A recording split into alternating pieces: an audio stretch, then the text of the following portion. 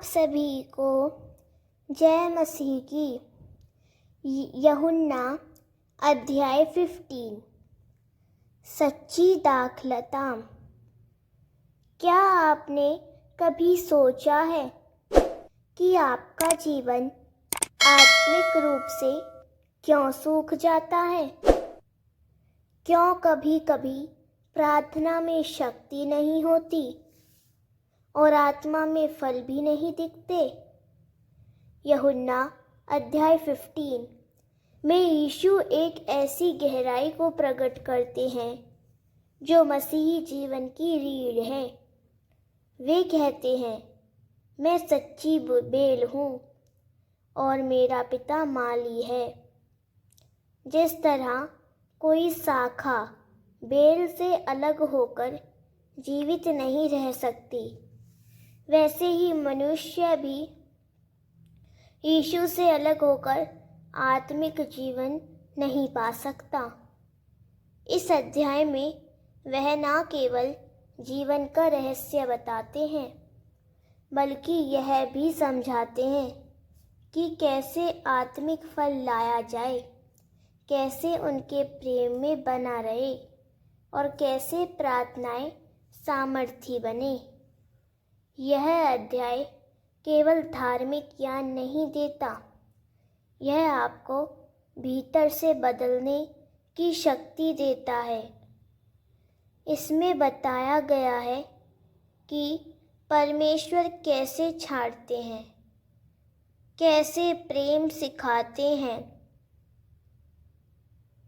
और कैसे हमें संसार में गवाही देने के लिए तैयार करते हैं। यदि आप सच में चाहते हैं कि आपका जीवन फलदायी, सामर्थ्य और आनंद से भरा हो, तो यूहन्ना अध्याय 15 आपके लिए परमेश्वर का जीवित संदेश है। वीडियो को अंत तक देखिए, क्योंकि हर वचन में छिपा है एक आत्मिक रहस्य जो आपका जीवन बदल सकता है। वचन 1, मैं सच्ची दाखलता बेल हूँ और मेरा पिता माली है। अर्थ, यीशु बताते हैं कि वे जीवन का वास्तविक स्रोत है। जैसे बेल से शाखाओं को जीवन मिलता है, वैसे ही मसीही लोगों को आत्मिक जीवन यीशु से मिलता है। परमेश्वर पिता माली के समान है, जो देखभाल करते हैं, छांटते हैं और फल लाने में मदद करते हैं। यह संबंध एक जीवित और पोषक संबंध है। वचन 2, जो कोई मुझ में है पर फल नहीं लाता, उसे वह काट देता है, और जो फल लाता है उसे वह और अधिक फल लाने के लिए छांटता है। अर्थ, परमेश्वर उन लोगों को हटा देता है जो केवल नाम मात्र के मसीही हैं, लेकिन फल धार्मिक जीवन, आत्मा के फल नहीं लाते। जो सच्चे विश्वास में चलते हैं, उन्हें वह छांटता है, यानी उनके जीवन को शुद्ध करता है, ताकि वे और अधिक आत्मिक फल ला सके। कभी कभी कठिन परिस्थितियां इसी शुद्धिकरण का हिस्सा होती हैं। वचन 3,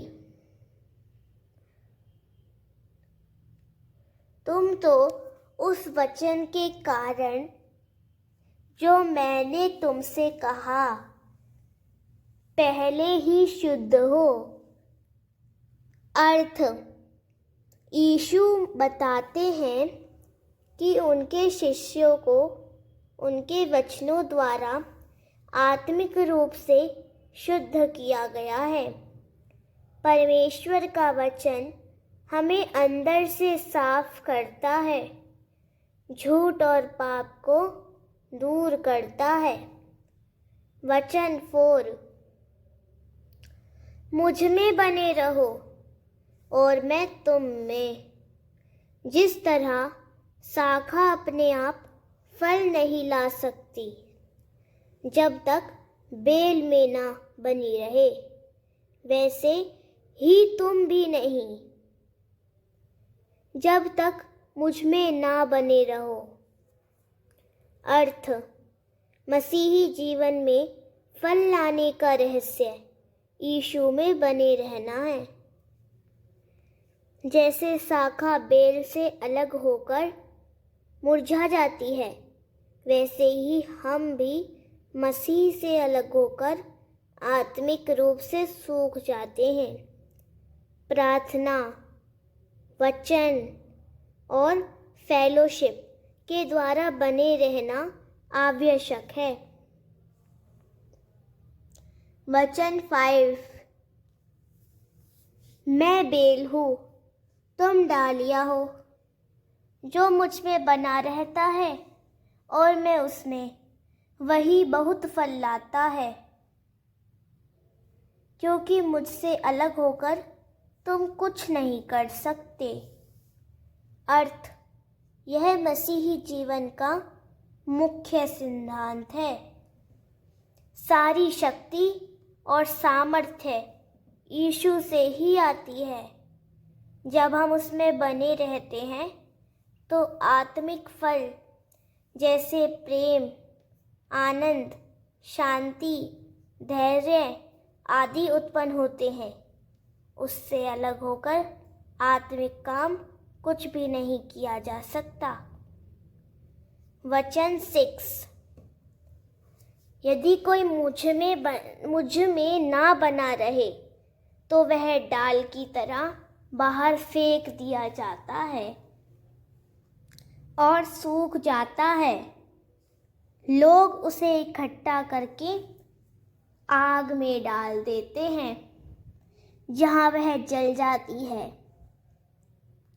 अर्थ, जो लोग विश्वास में नहीं टिके रहते, वे अंत में आत्मिक मृत्यु और न्याय में गिरते हैं। यह वचन स्पष्ट रूप से बताता है कि मसीह से अलग होना विनाश की ओर ले जाता है। वचन 7, यदि तुम मुझ में बने रहो और मेरे वचन तुम में बने रहे, तो जो चाहो मांगो, वह तुम्हारे लिए होगा। अर्थ, जब हम मसीह में स्थिर रहते हैं और उनका वचन हमारे जीवन में कार्यरत होता है, तो हमारी इच्छाएं परमेश्वर की इच्छा के अनुरूप हो जाती है। तब हमारी प्रार्थनाएं भी उसी दिशा में होती हैं और परमेश्वर उत्तर देता है। वचन 8, जब हम बहुत फल लाते हो, तब मेरे पिता की महिमा होती है और तुम मेरे चेले ठहरते हो। अर्थ, आत्मिक फल परमेश्वर की महिमा को प्रकट करते हैं। हमारे जीवन के अच्छे काम, प्रेम और सेवा यह दिखाते हैं कि हम सच्चे चेले हैं। वचन 9, जैसे पिता ने मुझसे प्रेम किया, वैसे ही मैंने तुमसे प्रेम किया है। मेरे प्रेम में बने रहो। अर्थ, यीशु हमें वही प्रेम देते हैं जो पिता ने उन्हें दिया। यह प्रेम स्थायी, गहरा और त्यागमय है। हमें इसमें बने रहना है, अर्थात उसकी आज्ञाओं में चलना है। वचन 10। यदि तुम मेरी आज्ञाओं को मानोगे तो मेरे प्रेम में बने रहोगे, जैसे कि मैंने अपने पिता की आज्ञाओं को माना है और उसके प्रेम में बना रहता हूँ। अर्थ: प्रेम और आज्ञाकारिता साथ साथ चलते हैं। जब हम यीशु की आज्ञाओं को मानते हैं तो हम उसके प्रेम के घेरे में बने रहते हैं। वचन 11। मैंने तुमसे ये बातें इसीलिए कही हैं कि मेरा आनंद तुम में बना रहे और तुम्हारा आनंद परिपूर्ण हो जाए। अर्थ: यीशु का उद्देश्य है कि उसका आनंद हमारे जीवन में बना रहे। उसका प्रेम और संबंध एक स्थायी गहरा आनंद देता है जो संसार नहीं दे सकता। वचन 12। मेरी आज्ञा यह है, जैसा मैंने तुमसे प्रेम किया वैसे ही तुम भी एक दूसरे से प्रेम करो। अर्थ: मसीही जीवन का केंद्र प्रेम है। यीशु ने जैसे हमसे बिना शर्त प्रेम किया, हमें भी वैसा ही प्रेम दूसरों से करना चाहिए। वचन 13। इससे बड़ा प्रेम कोई नहीं रखता कि कोई अपने मित्रों के लिए अपना प्राण दे। अर्थ: यह वचन क्रूस की ओर संकेत करता है। यीशु ने अपने प्राण देकर प्रेम का सर्वोच्च उदाहरण दिया। सच्चा प्रेम त्यागमय होता है। वचन 14। यदि तुम वह करो जो मैं तुम्हें आज्ञा देता हूँ तो तुम मेरे मित्र हो। अर्थ: मित्रता आज्ञाकारिता से जुड़ी है। जब हम यीशु की आज्ञाओं को मानते हैं तो हमारा संबंध केवल सेवक का नहीं बल्कि गहरे मित्र का हो जाता है। वचन 15। अब मैं तुम्हें दास नहीं कहता, क्योंकि दास नहीं जानता कि उसका स्वामी क्या करता है, पर मैंने तुम्हें मित्र कहा है, क्योंकि जो कुछ मैंने अपने पिता से सुना है वह सब मैंने तुम्हें बता दिया है। अर्थ: यीशु ने अपने शिष्यों को परमेश्वर की योजनाएं और रहस्य प्रकट किए। यह घनिष्ठ संबंध की तस्वीर है। वचन 16। तुमने मुझे नहीं चुना, पर मैंने तुम्हें चुना और ठहराया कि तुम जाकर फल लाओ और तुम्हारा फल बना रहे। तब जो कुछ तुम पिता से मेरे नाम से मांगोगे वह तुम्हें देगा। अर्थ: हमारा बुलावा परमेश्वर का चुनाव है। उसने हमें आत्मिक फल लाने के लिए चुना ताकि हमारी प्रार्थनाएं प्रभावशाली हो और उसकी इच्छा पूरी हो। वचन 17। मैं तुम्हें यही आज्ञा देता हूँ, एक दूसरे से प्रेम करो। अर्थ: यह मुख्य आज्ञा दोहराई जाती है। ताकि हम इसे भूले नहीं। मसीह जीवन का सारा आपसी प्रेम है। वचन 18 से लेकर 19 तक। यदि संसार तुमसे बैर रखता है तो याद रखो कि उसने मुझसे पहले ही बैर रखा। यदि तुम संसार के होते तो वह तुमसे प्रेम करता, पर तुम संसार के नहीं हो, क्योंकि मैंने तुम्हें संसार से चुना है। इसी कारण संसार तुमसे बैर रखता है। अर्थ, मसीही लोग संसार में विरोध झेलेंगे, क्योंकि वे अलग स्वभाव के हैं। संसार की चाल के विपरीत जीवन जीना विरोध का जन्म देता है। वचन 20 से 21 तक। अर्थ, यीशु कहते हैं, जिस तरह उसने उत्पीड़न झेला उसके चेले भी झेलेंगे। जो उसकी आज्ञा मानेंगे वे तुम्हारी भी सुनेंगे, लेकिन बहुत से लोग ना मानने के कारण सताएंगे।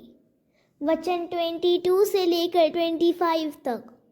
अर्थ, यीशु बताते हैं कि उन्होंने संसार को सत्य बताया और चमत्कार किए, फिर भी संसार ने उन्हें नकारा, इसीलिए उनका पाप बिना बहाने का हो गया। यह पुराने शास्त्र की भविष्यवाणी की पूर्ति है कि उन्होंने मुझसे बिना कारण बैर रखा। वचन 26 से लेकर 27 तक। जब सहायक पवित्र आत्मा आएगा, जिसे मैं पिता की ओर से भेजूंगा, सत्य का आत्मा, वह मेरे विषय में गवाही देगा और तुम भी गवाही दोगे, क्योंकि शुरू से मेरे साथ रहे हो। अर्थ, यीशु पवित्र आत्मा के आने की भविष्यवाणी करते हैं, जो उनके बारे में गवाही देगा। शिष्य भी संसार में यीशु की गवाही देंगे। यूहन्ना अध्याय 15 हमें एक गहरी सच्चाई बताता है। जीवन और फल केवल तब आते हैं जब हम मसीह में बने रहते हैं। जैसे कोई शाखा बेल से अलग होकर जीवित नहीं रह सकती, वैसे ही कोई मनुष्य यीशु से अलग होकर आत्मिक जीवन नहीं पा सकता। जब हम उसमें बने रहते हैं, उसकी आज्ञाओं को मानते हैं और उसके प्रेम में चलते हैं, तब हमारा जीवन बदलता है। हमारे अंदर प्रेम, आनंद, शांति और परमेश्वर की महिमा प्रकट होती है। यीशु ने हमें संसार से अलग चुना है ताकि हम उसके लिए फल लाए और गवाही दे। संसार विरोध करेगा, पर पवित्र आत्मा हमारे साथ है, जो हमें सामर्थ्य देता है। मसीह के सच्चे चेले वे हैं जो फल लाते हैं, एक दूसरे से प्रेम करते हैं और इसके वचन में स्थिर रहते हैं। आज एक प्रश्न आपके लिए है, क्या आप उस बेल से जुड़े हैं जो सच्चा जीवन देती है, या आप एक सूखी शाखा की तरह अलग पड़े हैं? निर्णय आपका है। मसीह में बने रहना ही सच्ची विजय, स्थायी आनंद और अनंत जीवन का मार्ग है। यीशु में बने रहो और तुम्हारा जीवन फल से भर जाएगा। प्रभु आप सभी को आशीष करे। आप सभी को जय मसीह की।